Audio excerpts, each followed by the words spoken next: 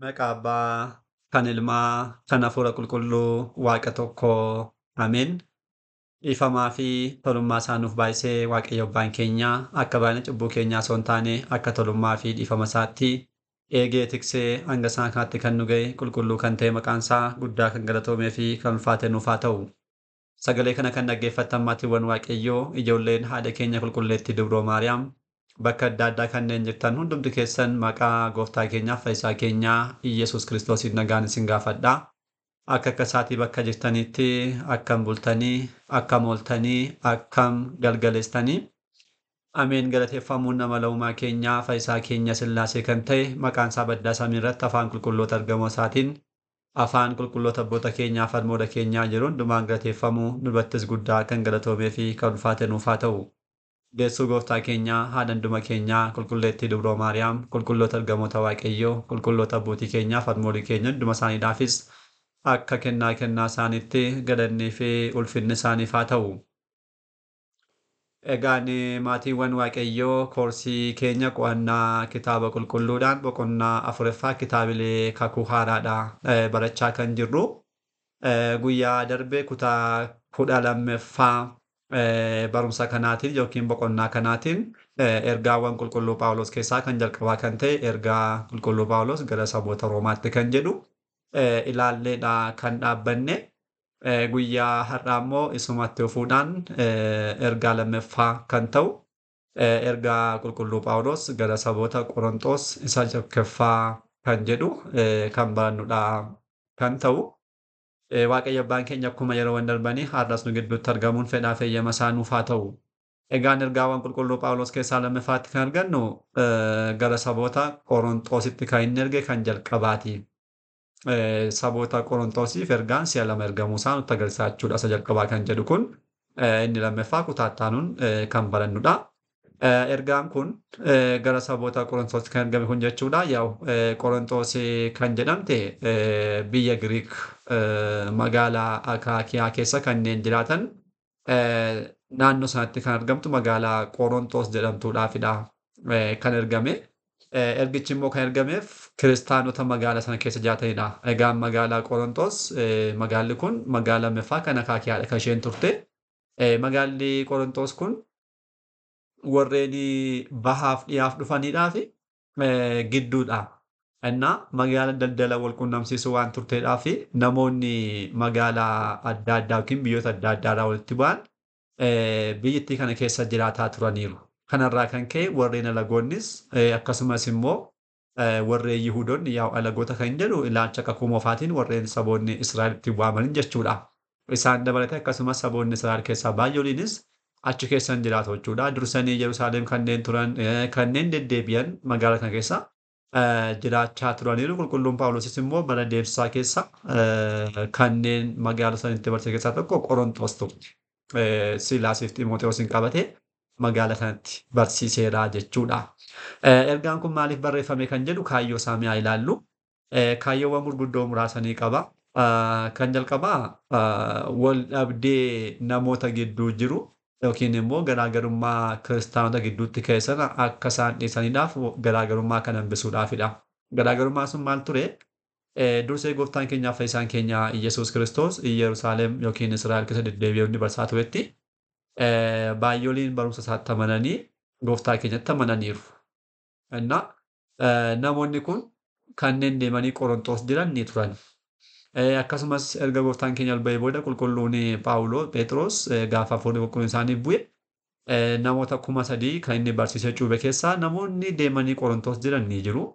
Ingidihi kiristaana ta'an jechuudha. Dabalataan boodas immoo qulqulluun Phaawulos deemsa inni taasise keessatti gara Qorontos deemee yeroo inni barsiise barumsa qulqulluu Phaawulos fudhachuudhaan gooftaa keenyaaf fayyisaa keenya Iyyasuus Kiristoos kanneen amanan kanneen cuubaman kiristaanummaa kanneen fudhatan baay'ooliin turaniiru. Qulqulluun Phaawulos erga deemee boodas immoo Aaphiloos kan jedhamu namni tokko Iskindiriyaa Gibxi irraatu gara Qorontos deemuudhaan achitti ofiisaas cuubame kana boodan ofiisaa Yihuudota keessaa kan ta'edha. Lammiinsaa lammii Yihudaawwiidha. Isa kanneen fakkaatan Yihuudota baay'ees immoo barsiisuudhaan kiristaanummaatti deebiseera. Innaa namoonni kallattii kan hundumaadhaan deebi'an yaadaan adda adda ta'anidha. Yaada akkamii warri tokko tokko kan qulqulluuti, kan Keefaatii, kan Phexros jedhu tokko tokko immoo kan Phaawulosidha, nuti kan Aphiloosidha, Aphiloona kan jedhan ni turani. Naa qulqulluun Phaawulos isaan yaada kana dhaga'eera. Yaadonni kun gidduu isaaniitti ka'uu isaanii. Ani kana baluuti, ani kana baluu, ani kana baluu kan isaan jedhan jechuudha. Naa inni kun sirrii akka hin taanetti iyyuu adda addummaa kana hambisanii tokkummaadhaan kiristaanummaan akka isaan cimaniidhaaf ergaa kana isaaniif barreesseera. Kan lammaffaa immoo namoonni Qorontos ingirii yaa'u alagoota turanii dursanii xaa'otii waaqessuudhaan kan isaan jiraachaa turan. Booda garuu kiristaanummaatti deebi'aniiru. Yeroo kiristaanummaatti deebi'an kana dursanii barsiifata yeroo xaa'otii waaqessan qaban sana dhiisuu hin dandeenye. Dhiisuu hin dandeenye. Barsiisota kana qabatanii waan dhufaniidhaaf barsiifatoonni kun akka isaan hafan sirrii akka isaan hin taane qulqulluun Phaawulos agarsiisuudhaafidha. Isaan keessaa barsiisota kana keessaa fakkeenyaaf tokkummaadhaan yeroo kadhannaadhaa fi mana kiristaanaatti walitti qabaman nyaata mataa mataa isaanii qabatanii deemu. Nyaataaf dhugaatii jechuudha. Innaa kana booda achitti nyaatanii dhuguudhaan quufanii nyaataaf dhugaatii kan akka maalitti ilaalu akka qurbaanaatti. Akka qurbaanaatti ilaalaa turan. Isa warra hin qabne immoo nyaatii hin dhuginaaf. Warreen nyaataaf dhugaatii kana qopheessanii fidanii dhufuu hin dandeenye hin nyaatan jechaadha. Isaaniif hin kennamu. Innaa qurbaanii namoota sooreyyii yookiin warreen nyaata mataa isaanii qopheeffachuu danda'an qofaaf ta'e jechuudha akka yaada isaaniitti. Innaan akkas akkasii kun sirriitti akka hin taane barsiisuudhaaf qulqullichi Phaawulos ergaa isaa kana isaaniif barreesseera kan biraan. Akkasumallee shamarran duukaa kan wal qabatus barsiifata tokko tokko jira turan. Shamarrani dhiirota wajjirraa wal qixxummaa keessattuu mana qulqullummaa keessatti akka dhiirotaa yookiin akka warreen filatamanii barsiisota mana kiristaanaa darbanii luboota akka isaanii barsiisuu dandeenya ni barsiisna jechuudhaan darbaniis immoo rifeensaanii osoo shaffanatiin osoo hin uffisatiin gara mana kiristaanaa seenaatu deemaa deddeebi'aa waan ta'eedhaaf isaan akkas akkasii kana ilaalchisuudhaan kun sirrii akka hin taane sirriitti bal'inaan ergaa isaa kanaa qulqullichi Phaawulos ibsee barsiiseera. Innaa kanaadhaaf jecha isaaniif barreesseera. Kan biraan immoo jiraattonni Qorontos ejjaan kufanii turan. Keessumattuu ejja baay'ee hamaa ta'edha kan isaan kufanii. Ejji kun sirrii akka hin taane ejja kanaa deddeebi'an fayyina kanarraatii qooddachuu akka isaan hin dandeenye itti sirraa akka isaan qabaniidhaaf jecha waa'ee ejjaadhaaf waa'ee gaa'elaa duukaa wal qabsee wantoota baay'ee isaaniif barreesseera. Kanaaf jechas ergaa isaa kana barreesseera jechuudha. Kan xumuraa immoo kiristaanota Qorontos biraatii gaaffiiwwan gara isaatti ergameedhaaf deebii laachuudhaafis barreesseeraadha. Gaaffiiwwan kana dursanii fidanii gara isaatti kan dhufanii warruma mana kiristaanaa Qorontos keessa tajaajilaa turan kan akka Isxifaanos, Faardentesii fi Akaayaaqos namoonni kun fidanii dhufanii karuma isaanis ergaan kun deebi'ee isaaniif ergameera jechuudha. Saboota Qorontosiidhaaf qulqulluun Phaawulos haala kanaatiin kaayyoowwan kana bu'uura taasifatee ergaa isaa kan jalqabaa saboota Qorontosiif barreesseera. Qabiyyee ergichaa hoo maalidha kan jedhuu fi qabiyyeen ergichaa yaa'u kan jalqabaa boqonnaawwan 16 qaba. Boqonnaawwan 16 kana gaggabaabsinee bakka sadiitti qoonnee ilaaluu hin dandeenya. Kan jalqabaa boqonnaa 1-4ttidha. Yaa'u boqonnaa 1-4 garaagarummaa falmii gidduu isaanii hambisuudhaaf dheekkamsaaf gorsa isaadha. Kan jalqabaa seensa nageenya gaafata. Kana booda kallattiimaan gara adda addummaa isaan gidduutti ba'e. Adda addummaa isaanii namni dhufee itti himanii jira. Qulqulluu Phaawulos Yerusaalemitti himameera. Kana booda ani kan Phaawulosii, ani kan Keefaadha, ani immoo kan Aphiloonii warreen jedhan kanaan iddoo eenyudha kan isiniif fannifame? Phaawulos bakka keessan fannifameera. Immoo Aphiloon isiniif fannifameera. Nuti isa fannifame sana, isa fayyina kennu sana isinitti lallabne. Akka lallaba keenyaatti, akka tajaajila keenyaatti gatii keenya hin arganna. Isin immoo bu'aa firii keenyaati jechuudhaan ibsee ittiyyuu nuti kan taasisne dhaabuudhaa fi bishaan obaasuudha. Guddisuudhaan kan fireedhaaf geessise immoo isa Waaqayyo ta'uusaa kanas ibseedhaaf qulqulluun Phaawulosin dhaabee Aphiloon bishaan obaasuudhaan guddisee jechuun Phaawulos cuubee baay'oolii isaanii kiristaanatti deebisee okkee. Aphiloon immoo isaan kana dhufuudhaan maal taasise warreen kaanitti dabalee isaan kana kiristaanummaadhaan akka isaan cimanii guddataniidhaaf cimisee barsiisaa ture. Innaa kan hundumaa firiidhaan kan ga'uudha. Eegumsi immoo kan Kiristoosidha.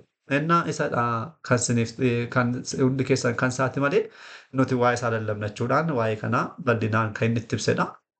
Boqonnaa 1-4 waa'ee kanatti ni arganna.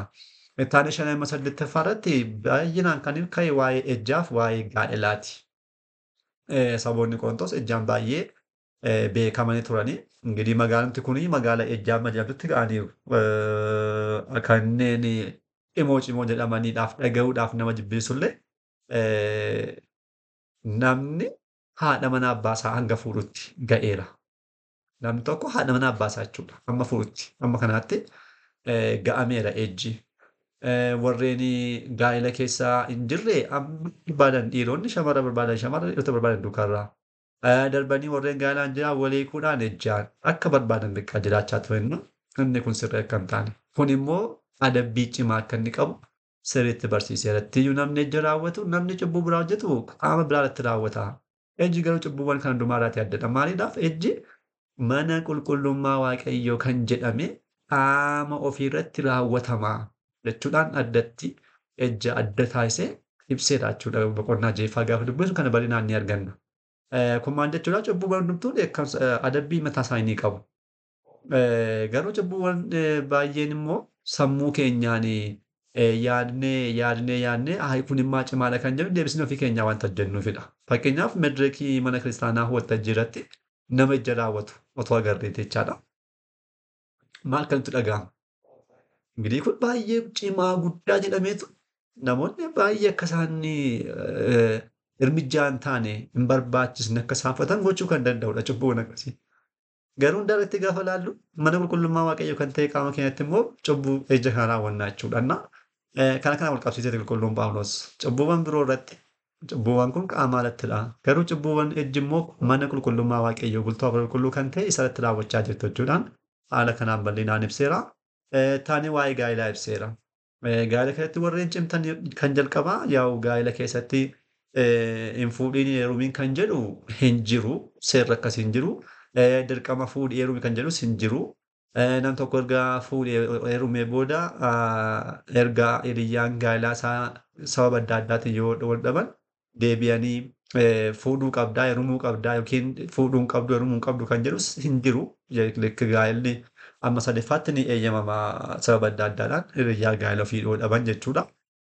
Garuu qulqulluun Phaawulos maal jechuudhaan kan jalqabaa namni yoo danda'e akkasumatti akka jiraatu beekna. Akkuma koo osoo hin fuudhiin osoo gaa'ela hin taasiftin yoo jiraate baay'ee bareedaadha jedha. Kana gochuu kan hin dandeenye immoo yoo gaa'ela taasifates immoo cubbuu hin qabu. Cubbuu hin qabu kun. Ittiyuu gaarummaa raawwachuudha malee yoo namni gaa'ela dhiisee fummaadhaan jireenya durbummaadhaan namni yoo jiraate waaqayyoodhaan sanaa ol gammachiisa. Kennaan isaas immoo kabaja isaas immoo isaaf dabala. Kana kanaaf yoo fuudhee heerume immoo cubbuu hin qabu. Yaa'u qajeelummaa warreen gaa'elaan jiraatan mootummaa waaqayyoodhaaf ga'uun inuma danda'ama. Garuu gaa'elaan yoo jiraattan warreen dadhabdan warreen of eeggachuudhaa miira keessan eeggattanii qofaa jiraachuudhaa hin dandeenye tokkoof tokkoon jiraadhaa. Inni kun immoo dirqamadha. Tokkoof tokkoon jiraachuun dirqamadha. Dhiirri tokko shamara tokkodhaaf shamarri tokko immoo dhiira tokkodhaaf haa taatu. Kanarraa kan hafe dhiirri tokko shamara lamaadhaaf shamarri lama dhiira tokkoof kan ta'u inni akkasii gaa'elan jedhamu. Waaqayyoon gaddisiisu ejja jedhama. Erga gaa'elatti seenanii booda tokkoofidha malee tokko dabartee tokkoof ta'uu hin dandeessu inni tokkos darbee ishee tokkoof ta'uu hin danda'u jechuudha. Kana bal'inaan isaaniif ibseera. Qonnaa torbaffaarratti bal'inaan kun ibsamee ni jira erga isaa kana jechuudha. Kana booda gaa'ela keessa bajantii hundumtuu lamaan waliif hidhamoodha. Kana keessaa ba'anii yoo deeman ejja raawwatan jedhamu. Garuu yoo abbaan manaa ishee jalaa du'e shamarran yookiin haati manaa isaa jalaa duute dhiirri hiikamuudhaan carraa kan biraatti darbu jechuudha. Carraan kun immoo maalidhaa? Yoo danda'an akkasiin jiraachuun ammas baay'ee filatamaadha. Gaariidha. Monoqqosuudhaan jiraachuun hin danda'ama gaa'ela tokkoffaa booda jechuudha. Yoo dadhabame garuu ammas taanaan akka kanaa tokko laaluudhaan fuudhuu ammas hin danda'a yookiin heerumuu hin dandeessi. Kunis hin dhoowwamne gochuun ni danda'ama. Garuu yoo dhiisan immoo sanaa ol kabaja guddaa gammachuusi waaqayyollee kan nutti gammadu sanaa ol raawwannaa kana gochuudhaan jiraachuu hin danda'ama. Qulqulluun Phaawulos ingirii akkasii nama kiristaanaatti kun kan deemu amma sadaffaa qofaatti sadaffaa booda hin danda'amu. Namni tokko gaa'ela kan geggeessu sadaffaadhaan kan jalqabaatti kiliidha. Inni itti aanu lamaan mi'aa sebaanidha. Kana booda hin danda'amu jechuudha. Sadii booda deemuu hin danda'amu. Hin dhaabbachiisu. Amma sanatti sana booda hin dhaabbata jechuudha. Dabaluudhaan maal kaasa qulqulluun Phaawulos namoonni baay'ee kan isaan guyyaa kiristaanummaadhaaf kaasan barkit yeroo sanatti baay'ooliin alagootadhaa baay'ooliin kiristaanotadhaa wajjirraan jiraachuu danda'u dursanii gaa'ela isaan uumanii booda haati manaa kiristaanummaa fudhattee abbaan manaa dhiisuu danda'a. Abbaan manaa kiristaanummaa fudhatee haati ibsuu dandeessu. Innaa jarreen kun walii kun qaban jechuudhaan dubbateera qulqulluun Phaawulos. Innaa kun walii kun qaban jechuun garuu ilaalcha adda addaa kan ga'e tokko daa'imman hin jiru. Lammaffaa kiristaanummaa nutti dhufe kun maatii keenya balleessa kan jedhamneedhaaf wajjirraan jiraadhaa jechuudhaan eeyyama kan dabarseera. Kun garuu guyyaadhaa kan caqasamu miti. Guyyaadhaa kana caqasuudhaan alaga tokkotti nama kiristaanummaa keessaa fagoo jirutti ni heerumaa isheen fuudha jechuun inni kun mataa ofitti qoosuudha ba'uunati. Mataa ofitti qoosuudha. Kan jalqabaa guyyaadhaa gaa'ela keessatti amantaadha. Amantaan adda adda taanaan sumatti dhaabata bakka gaa'elli. Kana booda deemamee qabxiiwwan biraadhaan hin danda'amu. Qabxiiwwan gaa'ela duraa hiriyyaa filachuudhaaf jiran qabxiiwwan baay'een ni jiraatu. Kan jalqabaa amantaadha. Amantaadhaan adda adda taanaan kan lammaffaatti darbuun hin danda'amu achumatti dhaabata jechuudha. Innaa qulqulluun Phaawulos garuu kana dabala eeyyameera jechuudha. Isaan akkasii kana sirriitti beekuun barbaachisaadha. Qulqullichi isaan kana bal'inaan amma boqonnaa 8ffaatti ibseera. Boqonnaa 9 kaasee nama 16tti immoo fayyinni isaaniitiifis warreen waaqayyoodhaan hin beekneefis akka inni raawwatame. Fayyinni kun hundumaadhaaf waqtii akka ta'e. Dabalataan waa'ee dhiigaa foon Kiristoos. Dhiigni foon Kiristoos qulqulluu akka ta'e. Fakkeenyaa osoo hin taane kallattiimaan kan Kiristoos dhiigaa foon Kiristoos waan ta'eef namni sodaadhaan fudhachuu qabu malee callifamee nyaata mana ofiidhaaf fiduudhaan asitti ol ga'anii kun akkasidha jechuudhaan kan nyaatamu miti. Ittiiyyuu namni of ilaalee gaabbii galuudhaan of ilaalu kan jedhamu gaabbii galuudha jedhamee hiikama. Of ilaalee mataa ofii marammareeti gara sanaatti deemuudhaan fudhachuu kan qabu. Kan taasisan garuu ittiin baduudhaaf fudhatachuudhaan qulqullichi bal'inaan ibsee ni kaa'a. Kan biraa xaa'otiiwwan nyaata xaa'otiidhaaf qalame nyaachuu xaa'otiitti argamu isaan kun sirrii akka isaan hin taane qulqulluun Phaawulos bal'inaan akka inni ibsee walumaa galatti waa'ee naamusa kiristaanummaa maal fakkaachuu qabu kana bal'inaan isaaniif ibseera jechuudha. Walumaa galatti manni kiristaanaa kun ingirii kan jalqabaa waan taateedhaaf warreen xaa'otii waaqessuurraa gara waaqayyotti dhufan cimina qabaachuu danda'u sirrii manas isaan dursanii abbootii ilaalan qabanii barsiifanni isaanii irraa deebi'uu dhiisuun baay'ee rakkisaa ta'uu danda'a kan jalqabaa waan ta'eef kana jecha jajjabina ta'uudhaaf kana barreesseera. Dabalataan immoo amantaa qofaadhaan illee fayyuun akka hin danda'amne immoo dubbateera ba'uunati. Dubbateera kan boqonnaa 13ffaa 14ffaa dalaala. Amantaa qofaadhaan amma eeggadda kan Roomaa ilaaltanitti miti kan Roomaatti kan baranne. Hundumtu maaliin amantiidhaan qulqullaa'aa fayyachuun kan golqanii Abrahaam fa'aa kaasuudhaan qulqullichi isaanii nama barsiiseera. Isaan sun maalidhaa? Yihuudoonnii fi warreen alagoonni sun aadaa warreen barsiifata warreen Yihuudotaa sana dhagna qabannaa kanaa seerota eeguu seerota harka dhiqannaa gaafa mana mi'a aadaa bitan dhiquudhaan akka isaan galchuu qaban kana fidaniirra wanta naqaa ta'inaaf kun faayidaa hin qabu ittiyyuu namni kan fayyu amantiidhaan jechuudhaan isaan barsiise. Amma immoo maal jechaa qulqulluun Phaawulos amantiidhaan qofa fayyuu hin danda'amu jechaa jira ammoo. Ilaala amma guyyaadhaa pirootestaantoonni rakkoo isaanii kanadha. Dhaqqaasa tokko qofa kaasu waan ta'eef bakka asitti jedhameera kanadha. Miti eenyuuf barreeffamaa jiraadha. Innaa saboota warreen sana Roomaadhaaf yoo barreessochaadha warreen Yihuudiitirraa gara kiristaanummaatti warreen dhufan alagummaarraa gara kiristaanummaatti warreen sun Yihuudoonni caanaan ta'an irra kaawwan ta'uudhaaf isaan kun hundumtuu faayidaa hin qaban. Namni kan fayyu amantiidhaan Kiristoositti amanuudhaan kan jedhu barsiiseera. Sirrii mana. Asitti gaafa dhufu immoo amantii qofaan fayyuu hin danda'amu innis sirriidha. Isaan kun maal gochaa jiru? Kiristaanummaa keessa galanii hojjaan jiraachaa jiru.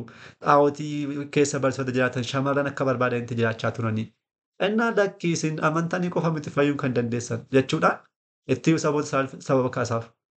Warreen amanan galaana Eertiraa gaafa ce'an Waaqayyo samiirraa mannaa buuseeraaf bishaan burqisee nyaachiseera. Kana booda gara achumatti gungumuu gaafa jaan qaqqaban namoonni 23,000 takkatti dhumaniiru. Ilaala. Saboonni kun maadha? Waaqayyoon ni amanu. Ni beeku.